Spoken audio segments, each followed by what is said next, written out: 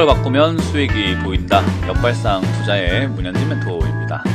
오늘도 많은 종목들이 급등을 하고 있고 많은 종목이 급락을 하고 있는 이런 과정 속에서 우리가 상한가에 들어간 종목을 보게 되면 우리가 가야 할 길이 보인다 라고 말씀을 드리죠.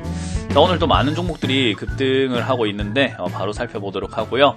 이번 주는 저희가 인터넷 문제로 인해서 영상이 많이 자주 이렇게 올라오지 못했다는 점 양해 부탁드리겠습니다. 자, 일단은 오늘 많은 기업들이 급등을 했는데 지금은 상한가에 5종목이 들어가 있고요. 그리고 상한가 근접 종목으로는 16종목이 움직이고 있는 게 보여집니다. 10% 이하로 빠지는 종목들도 있어요. 지금 하한가 근접 종목으로는 4종목이 들어가 있는데 역시 급등이 있는 시장, 급락도 있다라는 것을 명심을 해야 되지 않을까 생각이 드니까 하시면 좋겠다 생각이 들고요. 일단 상한가에 들어간 종목은 대한전선부터 해서 자비스까지 이렇게 5종목이 보여집니다. 그래서 5종목을 바로 살펴볼 텐데 일단 시장에 대한 모습도 한번 체크해봐야 되지 않을까 싶어요. 이 지수라고 하는 게 사실은 저는 계속 이렇게 단기간에 아무래도 솔직히 코로나로 인해서 불확실성이 해소된 건 하나도 없고 대선이 끝났다고 하더라도 뭐가 이제 불확실성이 끝난지 모르겠다라는 생각에 사실은 불확실성 해소 측면보다는 불확실성의 시작이다라고 보기 때문에 저는 바로 하락을 할 것이다 라고 봤는데 의외로 지수는 상승 방향으로 좀 틀고 있는 것 같습니다. 그만큼 현실과의 괴리감은 점점 커지고 있는 거겠죠. 그래서 다른 방법으로 다른 방향으로 생각을 한번 해본다면은 역시 유동성의 힘이라는 게 이게 현실하고는 상관없이 조금 지수를 끌어올릴 수 있는 정도의 힘이 있구나라는 것을 조금은 깨닫게 되는 부분인 것 같고요. 자, 이렇게 되면은 역시나 유동성의 힘이라고 하는 것이 지난 전고점을 뚫고 올라갈 수 있는 정도인가에 대한 테스트 기간이 한번 남아 있을 것 같습니다. 2600포인트가 되겠죠. 2600포인트를 뚫게 되면은 신고가 영역으로 들어가기 때문에 이제 그 누구도 어디까지 올라가는지 예측하는 것은 의미가 없다. 지난 우리 3월달 막 빠져내려갈 때 지수가 어디까지 내려간다를 맞춘 전문가는 거의 없다라고 봐도 될 정도로 사실은 내려가는 것도 속수무책으로 그냥 당했다라고 본다면 이번에 올라가게 됐을 때 2600을 뚫게 된다면 당연히 올라가는 것도 맞추는 사람은 없습니다. 그래서 전략적으로 이제 어떻게 대응할 것인가에 대한 부분이 남아있는 거거든요. 저는 약간 그래요. 현실과의 괴리감이 멀어지면 멀어질수록 저는 현금 비중을 늘리면서 주식시장을 잠깐 관망하는 것이 좋다라고 보는 주의이기 때문에 올라가는데 약간 발을 맞춰서 매매를 하긴 할 겁니다만은 그래도 약간은 우리가 이미 들고 있던 캐캐묵은 종목들은 최대한 정리하는 관점으로 보면서 현금 비중을 조금 확보하고 그리고 시장에 맞는 약간 저평가 기업이면서 실적이 나오고 있는 기업들로 매매를 하려고 합니다.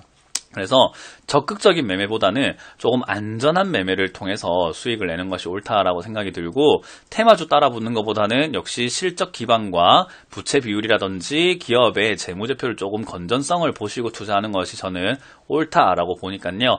힌트를 원하신다라고 한다면 역시나 저희 방송을 통해서 힌트를 많이 드렸고 온라인 강연에서도 힌트를 많이 드리고 있으니까 꼭 참석해서 보시면 좋을 것 같네요.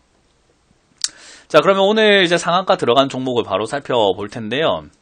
대한전선입니다. 대한전선은 이렇게 바닥에 있다가 오늘은 급등해가지고 이제는 한 상한가까지 이렇게 들어가 있는 모습인데 대한전선이 세계 1위 해상 풍력 기업 진출로 한다라는 그런 이야기로 이제는 급등한 것 같습니다. 요즘에 풍력 이야기 나오면은 급등하죠.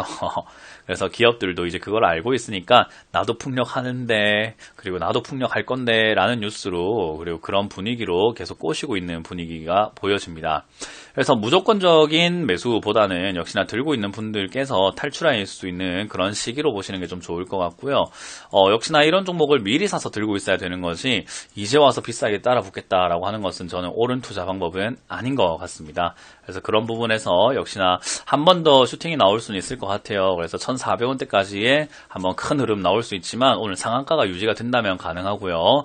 유지가 안 된다면은 1,400원 정도쯤에서 아마 유지가 안 된다면 아마 빠져내려가서 밑으로 밀리지 않을까 싶으니까 들고 계시는 분들은 빠르게 정리하시는 관점으로 보시는 게 좋다라고 생각을 하시면 되겠습니다.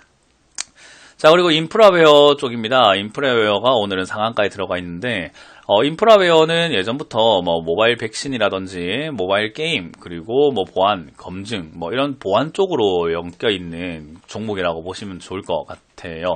그래서 인프라웨어 같은 경우도 요즘에 가상화폐 뭐 그거를 이제 상장시킨다, 인프라웨어에서 가상화폐를 만든다라고 이야기하면서 이제는 급등하는 모습이에요. 아무래도 요즘 가상화폐가 막 2천만 원 넘어가고 하다 보니까 다시 가상화폐 붐이 일어나는 거 아닌가 생각을 하고, 예전에 가상화폐 붐이 일어났을 때 묻지마 투자를 많이 하셨단 말이에요.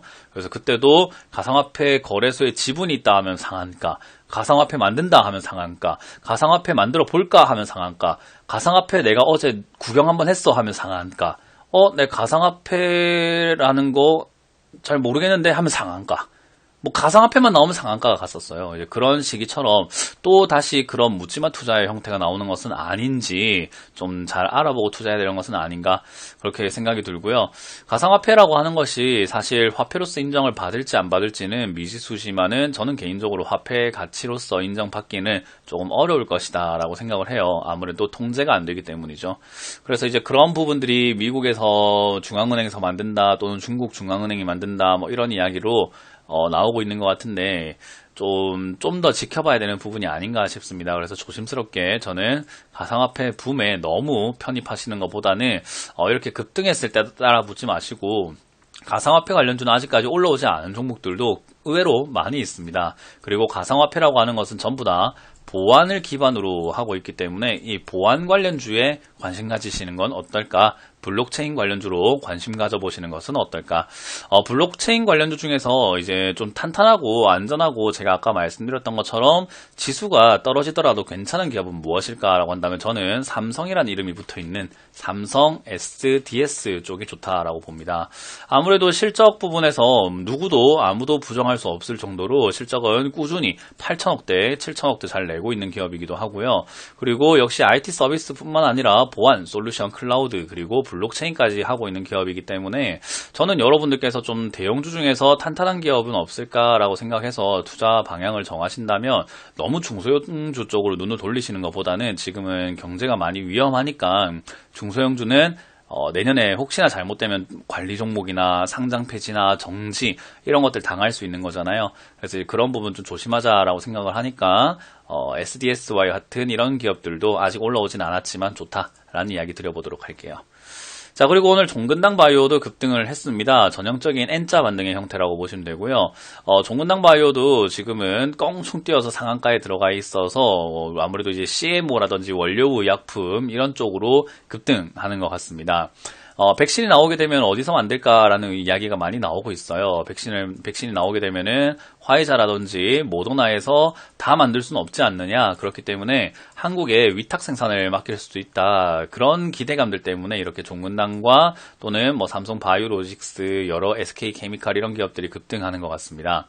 아무래도 이런 분위기에 역시 따라 붙는 건 좋지 않아요. 뭐든지 무조건 따라가는 것은 약간 동네 축구처럼 불나방 매매가 될 수 있기 때문에 저는 그런 매매는 좋지 않다라고 보고, 이런 모양이 나오게 되면은 반등이 나올 수 있구나라고 보면서 여러분들께서 이런 모양 자체를 조금 눈에 익히시는 거 어떨까라는 조언을 드려볼 수 있을 것 같습니다.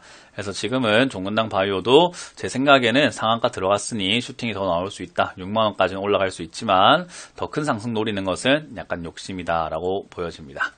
그리고 드림텍 같은 경우도 오늘은 상한가에 들어가 있습니다. 아마 오늘 올라가온 상한가 중에서는 가장 강하지 않았나 싶은데 시가부터 떴죠. 29.7%로 떠가지고 약간 밀렸다가 바로 상한가로 잠겨버렸는데요.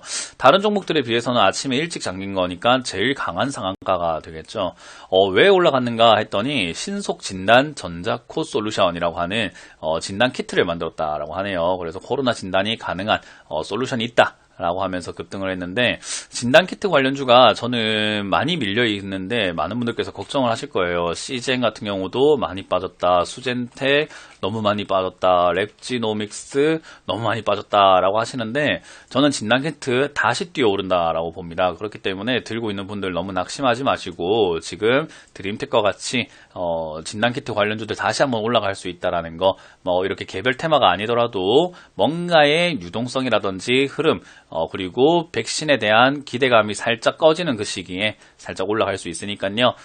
진단키트 들고 있는 분들은 드림텍을 보면서 아직 기회는 있구나 라고 조금 생각하셔도 좋고요. 추가 매수 타이밍을 조금 찾아보시는 것도 나쁘지 않다 생각이 드네요. 자, 그리고 오늘 자비스라는 종목도 들어가 있습니다. 자비스 하면 저는 아이언맨이 생각이 나는데, 아이언맨 생각나다 보니까 전부 다 이제 자비스 하게 되면 인공지능 관련주인가? 라고 이렇게 생각하시는 분들도 좀 많이 있는데요. 그렇지는 않습니다. 요 기업 같은 경우는 엑스레이 관련주라고 보시면 돼요. 엑스레이 검사 장비 이런 걸 만드는 기업이라고 보시면 되고요.